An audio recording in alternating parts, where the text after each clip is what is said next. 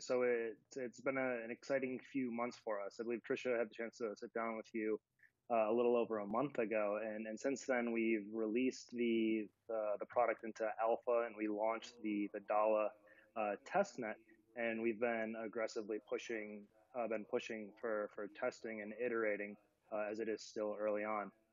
So far, we've had a few hundred users come and test out the product and provide feedback, help us identify any bugs, and more importantly, help us really start to get feedback along the experience and the functionality, and then even more importantly, understanding of what a cryptocurrency is and what we're trying to actually solve and provide for them. And that's the value that you can only get by working very closely with the consumers that you're trying to service.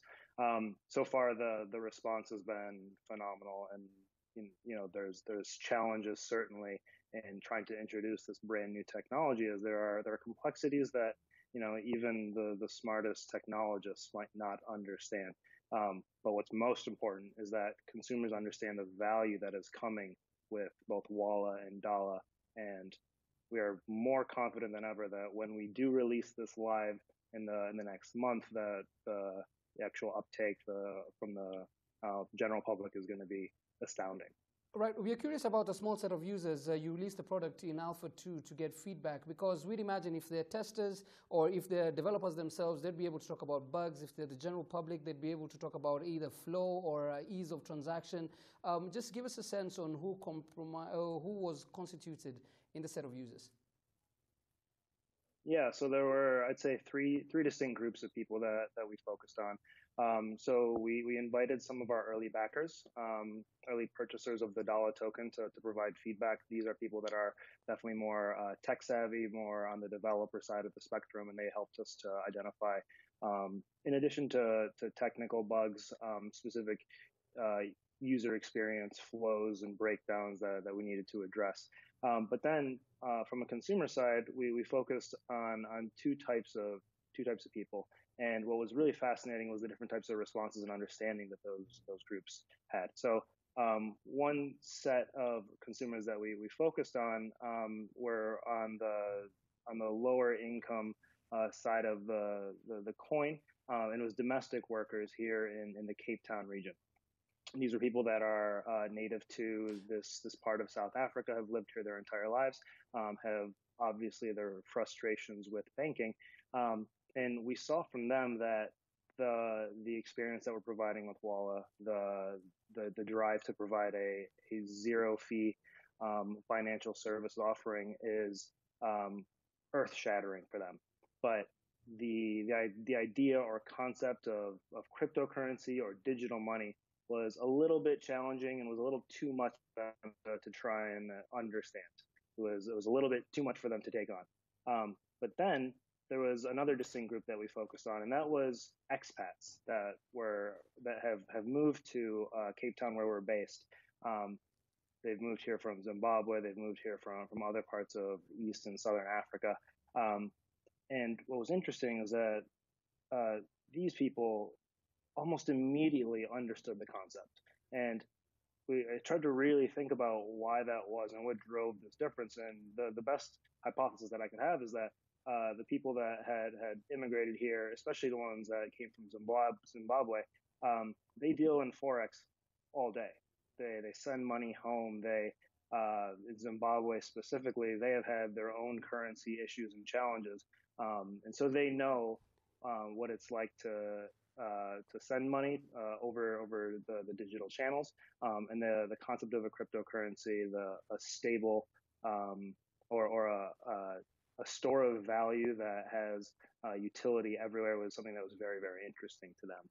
Right, Samir, you've mentioned about that uptake, and you told me in the emails back and forth when we were just trying to prepare for this interview that you were worried that it might take some time to drive acceptance, but you also mentioned the issue on Zimbabweans in South Africa. But you also had a large amount of early interest by large corporations and enterprises. Tell us about that. Yeah, absolutely. So from the start, we've been consumer focused. We felt that we have to first attack the problem facing the unbanked and the underbanked by providing them with a solution that addresses their problem specifically. And that's where the idea for Walla came. And then in understanding the issues with sending payments, that's when we decided to go after introducing Dala. Still consumer focused, but along the way, as we released the Walla product and introduced Dala, we started to get overwhelmed by interest, not just from consumers, but from actual enterprises. And I'm not just talking small businesses, merchants, but large retailers, large investment firms, large firms globally. And the announcement that we just had a week ago is an incredibly exciting opportunity. And this is an opportunity to drive investment in this region and provide farmers with access to fertilizer that they so desperately need.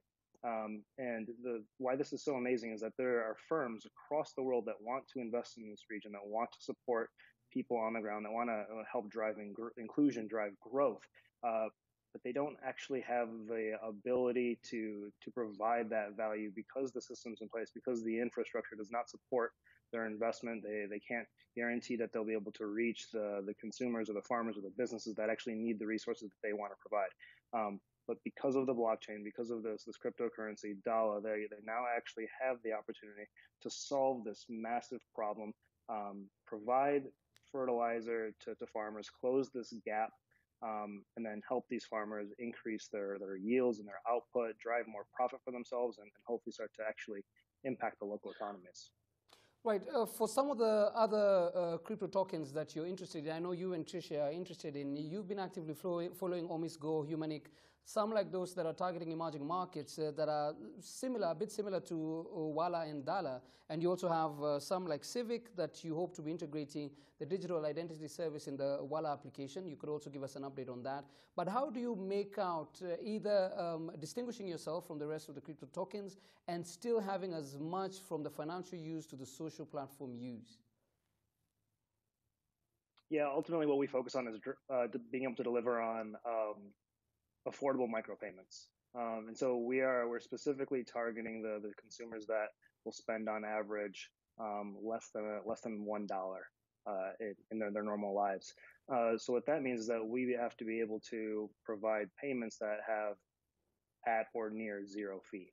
And that becomes our ultimate focus beyond anything else. So that whether we can compare ourselves to other cryptocurrencies, and there are advantages and disadvantages of using Bitcoin or Ethereum or anything, but ultimately the crypto solutions that are successful are the ones that will actually drive full adoption. And in terms of driving adoption, you not only have to go wide, like I think Bitcoin has, going global, but you have to go deep as well. And to go deep, you have to get full penetration both at the consumer level and the merchant and the enterprise, and be able to provide all of those services. And you need an organization like Walla to help be its launch partner for the cryptocurrency and start pushing that adoption and engagement and address all those opportunities to transact and pay and enable commerce.